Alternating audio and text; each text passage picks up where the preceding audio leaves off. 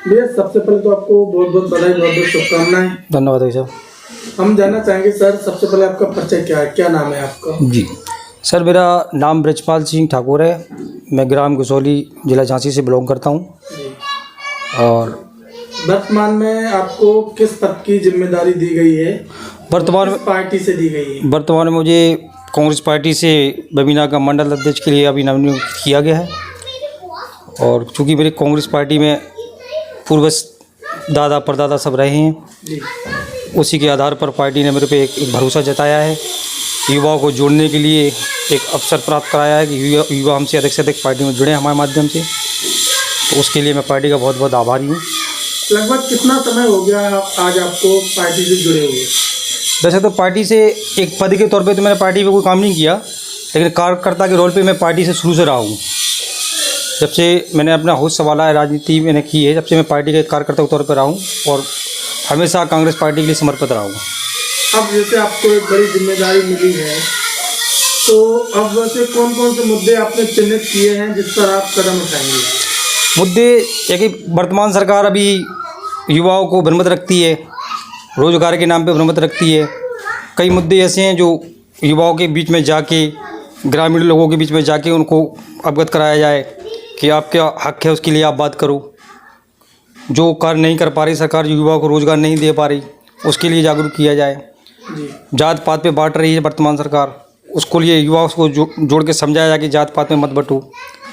तो इस राजनीति से मतलब परे करके युवाओं को एक समझाने का मेरा प्रयास रहेगा। इसके अलावा और कौन कौन से ऐसे मुद्दे हैं अब आप जिस पर विकास के कदम उठाएंगे? सबसे पहले तो मेन मुद्दा ये है कि ग्रामीण में युवाओं का विकास हुआ ही नहीं है। कागजों में जो वर्तमान सरकारों ने विकास कर दिया युवाओं के लिए, देखा जाए तो युवाओं के लिए ग्रामीण में कुछ रखा ही नहीं है। अगर युवाओं पे ग्रामीण में जो पुश्तैनी खेती बाड़ी ना होती तो वो आज के समय की हालत बड़ी खस्ता रहती। पुश्तैनी खेती के कारण भी अपना पेट भरण पोषण कर रहे हैं। सरकार के द्वारा, वर्तमान सरकार के द्वारा अभी तक उनके लिए ऐसे कोई कदम नहीं उठाए गए हैं जिससे उनका भरण पोषण हो सके। अच्छा, अगर बात की जाए अन्य जानवरों को लेकर, तो इस पर क्या कहना है आपका? अन्य जानवर के लिए जो सरकार अभी है अपनी वर्तमान में, उन्होंने प्रयास तो काफ़ी किए हैं, लेकिन वो कागजों में किए हैं। कागजों में सिर्फ उन्होंने लिख दिए हैं कि हमने फलाने गांव में फलानी गौशाला बनवा दी है, फलानी जगह हम गौ माता को ये दर्जा दे रहे हैं, वो दर्जा दे रहे हैं, लेकिन धरातल पे देखा जाए तो कुछ नहीं हो रहा। अगर धरातल पे अगर हो रहा होता तो जो संख्या अंदर जानवर की रोडों पे आए दिन एक्सीडेंट में हो रही देखने को मिल रही है आपको। रोड पे एक्सीडेंट हो रहे हैं, गाय चौराहे जाम करके बैठी हुई बाज़ारों में।